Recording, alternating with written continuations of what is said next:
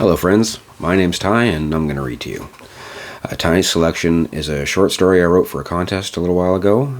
It's a bit of a departure from what I normally write, but I hope you like it. It's called It's Okay to Dance. He looked down at her picture, the wooden frame in his lap, and pulled in a long breath. It was time. He stood and put the frame on a small table. He walked to the window and pulled back the curtain to reveal his carefully kept front yard and the long shadows in the slanting evening light. This had always been her favorite time of day, and he was glad to see it one last time. He looked around the living room, as carefully kept as a yard, and sighed. He had always loved this house, but it was only a home when she was in it. Without her, it was just a locker of jagged memories, each sharper than the last. His phone, sitting on the table beside the picture frame, buzzed, and he looked down to see his mother's number. He didn't particularly want to talk to her, but he figured he owed her one last conversation. He picked up the phone and took a deep breath. Hello? Why haven't you called? The question was shrill, demanding. I've been busy. Not entirely a lie, he thought, as his eyes drifted to the note he'd finished writing earlier that afternoon. Have you? The question seemed almost genuine, but his mother shattered the illusion by following up with, Or have you been sitting around with the curtains closed again? He didn't respond. Look, Michael, she said, I don't mean to sound harsh. That's exactly how she meant to sound. But you can't sit around and mope forever. It's been 6 months. You need to do something. He had been doing something. He'd been grieving. And that process had taken so much energy that even getting out of bed in the morning had been a Herculean effort. He thought about telling her, but she wouldn't get it.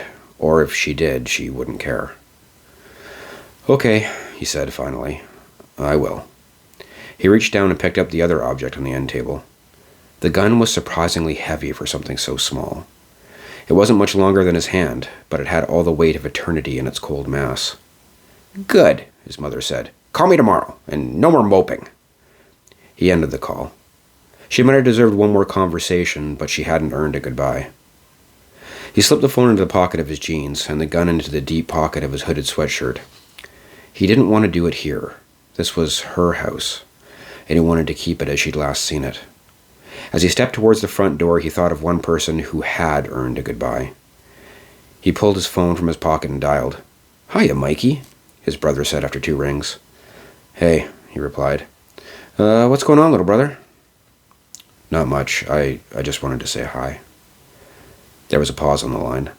Are you okay, man? He thought for a moment. Yeah. Are you sure? He didn't say anything. He thought they both knew it was a stupid question. Listen, Mikey, his brother said. I know this still hurts you. I'm sure it hurts like hell. And it's going to hurt for a long time. Not so long, Michael thought, as he touched the gun in his pocket. But, his brother continued, I promise it'll get better. You just have to find something, something to fill that space. Okay, he said, knowing nothing could fill that roaring black hole inside him. I mean it, Mikey. Get a pet. Volunteer to help old people. Join a bridge club. Take up gambling. Anything. Okay, he said. He looked out the window. The long shadows had disappeared into twilight, making the yard look bleak and dead. You want me to come out there? His brother asked. I'll get on a plane right now. What do you say? No, he said. I'm okay. I just wanted to say hi. Okay, but I want you to promise me, Mikey, that you'll look for something. Not tomorrow, but tonight. It would have to be tonight, he thought. There was no such thing as tomorrow. Okay, I promise. Hey, his brother said. I love you, Mikey. I love you too. Goodbye. He ended the call and slipped the phone into his pocket. Pausing to lock the door behind him, he stepped out into the sidewalk and headed for the spot he had in mind. Then he stopped. He'd just made a promise to his brother. Growing up in their house had been hard. Their mother had been sharp, resentful of the 2 boys she'd been left with, and she reminded them of that every chance she got. His upbringing had been left almost completely to his elder brother, and each morning his brother had extracted the same promise. "Promise me you'll do your best today, Mikey." "I promise," he'd reply. Promises to his brother were sacred. Even if his life wouldn't last to see another sunrise, he'd keep this promise. Turning on his heel, he walked towards the center of town. He had not promised his brother how long he'd look or how hard. So he walked through town, and if he saw anything jump out at him, he would look at it. 5 minutes into the walk, he wished he hadn't started. Each step brought a cutting memory: her favorite restaurant, the jewelry store where they bought their wedding rings. He felt panicky, overwhelmed. Each new sight was a hot sliver of misery jabbed into his core. He squeezed his eyes shut and jammed his hands further into his pockets, almost hugging himself. He willed his heartbeat to slow and sniffed away the tears. He kept his promise, but nothing jumped out at him. Nothing but the ghost of her face. He turned a corner and began to head in the direction of the spot he'd picked, head down, eyes on the sidewalk. He came to an intersection and lifted his head to check for cars. He didn't want to ruin someone's day by stepping in front of them and wrecking their ride. And what his eyes landed on sent a fresh wave of sorrow through him, so powerful his legs threatened to give out. On the corner across from him was a small community hall. There was nothing exceptional about the squat brick building other than the memories it held. That was where he'd met his wife. He hardly knew he was walking towards the front doors until he'd almost reached them. The building had never seemed important, but now it felt vitally imperative he see it one last time. The door was open, a rectangle of orange light spilling onto the sidewalk, and he could hear voices inside. The memory of a night more than 5 years ago hit him in the face like a slap. He stands outside the door, the air blessedly cool, and watches the other people dancing inside. His cousin, her long white wedding gown bunched up in her hands, dances in the middle of the floor with her new husband, her head tilted back as she laughs. He doesn't want to be here, but he loves his cousin, and she begged him to take a couple nights off work and come. So he sat at a table with people he didn't know, ate his dinner and clapped at all the speeches. Now he checks his watch, waiting for an appropriate time to leave. Everyone, from the groom's grandmother to someone's toddler dressed in a three-piece suit or on the dance floor, NSYNC's song Bye Bye Bye comes on, eliciting a fresh howl of joy from the crowd. He grins a little, watching everyone. He almost feels compelled to join them, but doesn't. He's a terrible dancer. He looks at his watch again. A girl, black-haired and olive-skinned, steps out of the door and stands in the square of light. She shakes her pink bridesmaid's dress around her legs with one hand as she fans her face with the other. She is out of breath and smiling. She notices him, and her smile widens. "Hi," she says. "Hello," he says. Her smile is contagious, and he finds its way onto his face. "Are you with the bride or groom?" "I'm with the bride," he says, still smiling. "Oh," she says, her eyes get wide. "You're cousin Michael." He nods. "That's me, I guess." She jerks her thumb towards her cousin. "She has been talking about you all week." "She has?" She nods. "Yeah, said you're a great guy. Wanted me to meet you." He is surprised and doesn't know what to say. So he goes with his default line, which is silence. "Why aren't you in there dancing, Cousin Michael?" She glances from him to the dance floor.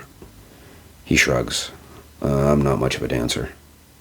She laughs, reaches out and grabs his hand, and tries to pull him inside. He resists, and she looks back at him, her smile ever wider. "Come on," she says. "It's okay to dance." He gives in and follows her inside. He doesn't recall ever dancing before, not as an adult anyway, but following her, his feet grow wings. He hadn't realized he was crying until he felt a tear pass his lips and make a break for his chin. Every time he'd run into a challenge, had to make a big decision or take a risk, he remembered the day he followed that black-haired girl into community hall and said to himself, "It's okay to dance." There were voices coming from inside the small building, and he wiped his face and stepped closer to the door. He saw a half-circle of chairs occupied by men and women of various ages, and there was a tall, handsome man at the podium. "Grief," the handsome man said, "is a process. How you manage that process will determine grief's outcome. As he watched the handsome man, he reached into his pocket and felt the gun there. The weight of that cold metal seemed even heavier as he stood in the rectangle of warm light, thinking of his wife's face. Hiding from your grief, or hiding in your grief, will not help, the handsome man said. You need to expose the pain to the light and begin peeling it away a layer at a time. It is hard. It's hard work, but it can be done. Near the back of the room were several tables with pastries and a coffee carafe. There was an older woman standing by the table, nursing a styrofoam cup of coffee, and he saw her looking at him. She walked towards him, a small smile on her face. "Hello," she said. Hi," he said.